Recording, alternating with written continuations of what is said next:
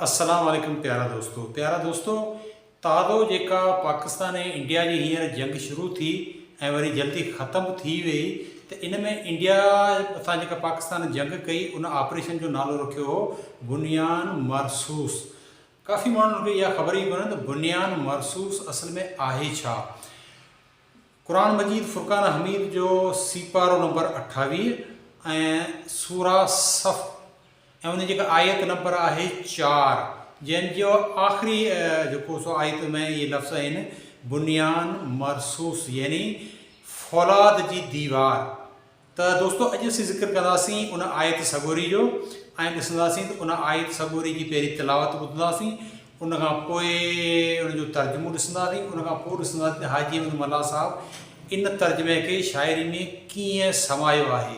इन्हनि ॿिनि लफ़्ज़नि बुनियान मरसूस इंडिया जा कीअं गोॾा खोड़ाया, कीअं पाकिस्तानी पायलटनि जेको आहे सो इंडिया खे इंडिया सम्झो त को मसइलो ई कोन्हे, का ॻाल्हि ई कोन्हे, लेकिन बुनियान मरसूस पाकिस्तान उनखे इहो पैगाम ॾिनो त इहा जेका पाकिस्तान आहे उहो इंडिया लाइ फौलाद जी दीवार आहे, यानी पाकिस्तान खे पहचण लाइ इंडिया खे फौलाद जी दीवार पार करणी पवंदी।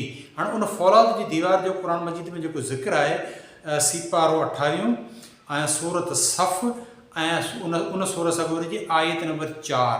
अचो त पहिरीं उनजो तर्जुमो ॾिसूं छा आहे। पहिरीं शाहनवाज़ सेठार खां उनजी तिलावत ॿुधूं, उन खां पोइ उनजो तर्जुमो ॾिसूं, उन खां पोइ हाजी अहमद मल्ला साहब जेको उनखे शाइरी में समायो आहे उहो ॾिसूं त कीअं उनजो कहिड़ो ख़ूबसूरत बैत आहे। उन खां पोइ आख़िर में इहो ॾिसंदासीं त लतीफ़ साईं जंग जे बारे में जेको बैत आहे लतीफ़ साईं जो त उहो त सूफ़ी शाइर हो त जॾहिं जंग लॻे मुल्क ते को हमिलो थिए तो जेको सो लतीफ़ साईं कहिड़ो पैगाम ॾिनो, आख़िर में उहो बि ॾिसंदासीं। लेकिन दोस्तों अचो पहिरीं शाहनवाज़ सेठार खां तिलावत ॿुधो। इन्नल्लाह युहिब्बुल्लज़ीना युक़ातिलूना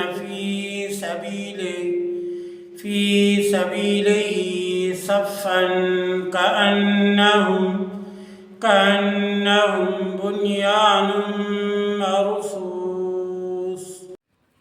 बेशक अल्लाह दोस्त रखे थो उन्हनि खे जेके जिहाद कनि था उन जी वाट में कतार ॿधी ॼण त उहे फौलादी भित आहिनि।